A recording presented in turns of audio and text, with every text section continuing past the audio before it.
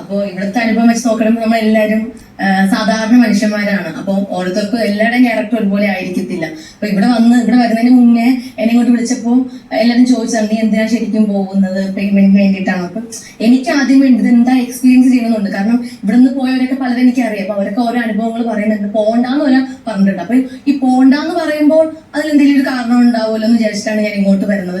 അപ്പൊ മനസ്സിലായി വന്നപ്പോ തന്നെ നമുക്ക് ഡ്രസ്സിന്റെ കാര്യത്തിലും ഫുഡിന്റെ കാര്യത്തിലും ഇപ്പോഴും നമുക്ക് ഫുഡിനൊന്നും കുറവില്ല. ആവശ്യം നമുക്ക് ഭക്ഷണം 3 നേരം നന്നായിട്ട് കിട്ടുന്നുണ്ട്. പിന്നെ ഈ പറയുന്ന പോലെ ഡ്രസ്സിന്റെ കാര്യം വന്നപ്പോഴാണ്. അപ്പം നമുക്ക് ഏത് സാഹചര്യത്തിലും ഡ്രസ്സ് ഇല്ലെങ്കിൽ നമുക്ക് ജീവിക്കാം എന്നുള്ള കാര്യം ഞാൻ പഠിച്ചു.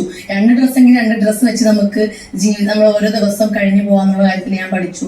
ഭക്ഷണത്തിന്റെ കിട്ടിയില്ലെങ്കിൽ നമ്മൾ പട്ടിണി കിടന്നിട്ടാണെങ്കിലും നമുക്ക് ജീവിക്കാൻ പറ്റും, വെള്ളം കുടിച്ചിട്ടാണെങ്കിലും ജീവിക്കാൻ പറ്റും എന്നുള്ളത് അത് നേരത്തെ ഞാൻ പഠിച്ചിട്ടുള്ളതാണ്. ഇവിടെ വന്നപ്പോൾ കുറച്ചും കൂടെ പഠിച്ചിട്ടുണ്ടായിരുന്നു. പിന്നെ ഇവിടെയുള്ള ഓരോ ആൾക്കാരുടെ ക്യാരക്ടർ എന്ന് പറയുമ്പോൾ നിങ്ങൾക്ക് എല്ലാവർക്കും അറിയാവുന്നത്. അന്ന് പോയതാണെങ്കിലും ഇപ്പോൾ ഉള്ളതാണെങ്കിലും നമുക്കതൊന്നും ചെയ്യാൻ പറ്റത്തില്ല.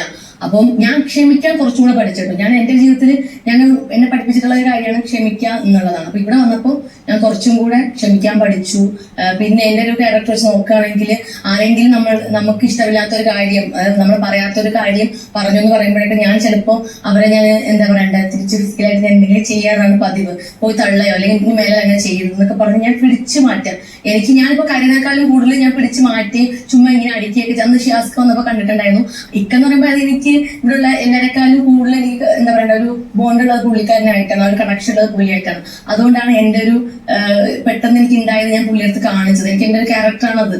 അപ്പൊ എനിക്ക് എന്റെ വീട്ടിലാണെങ്കിൽ ഞാൻ അങ്ങനെയാണ്. അപ്പൊ ഇനിയിപ്പോ പുറത്തിറങ്ങിയാലും പിടിച്ചു നിൽക്കാം, ഞാൻ ആരെങ്കിലും എന്തെങ്കിലും പറഞ്ഞാലും ക്ഷമിക്കാം എന്നുള്ള രീതിയിൽ കണ്ണും അടച്ചു പോയിട്ട് നിൽക്കാന്നുള്ളത് ഞാൻ പഠിച്ചു കഴിഞ്ഞതാണ്. പിന്നെ ആളുകളെ കുറച്ചും കൂടെ മനസ്സിലാക്കാൻ പഠിച്ചു. നമ്മൾ ഏത് സാഹചര്യത്തിലും പെട്ടെന്ന് വന്നൊരു സാധനമൊന്നും അല്ല. നമ്മൾ എന്തൊക്കെ നമ്മുടെ ജീവിതത്തിൽ എന്തൊക്കെ നേടിയെന്ന് പറഞ്ഞാലും അതൊക്കെ ഒരു നിമിഷം മതി, ഒരു സെക്കൻഡ് മതി എല്ലാം നശിച്ചു പോകാനായിട്ട്. അപ്പൊ കൂടുതൽ അഹങ്കരിക്കാതെ നിൽക്കാം എന്നുള്ള കാര്യം ഞാൻ പഠിച്ചതാണ്. എന്തൊക്കെ നേടിയാലും അഹങ്കരിക്കരുത് എന്നുള്ളത് ഞാൻ പഠിച്ചു.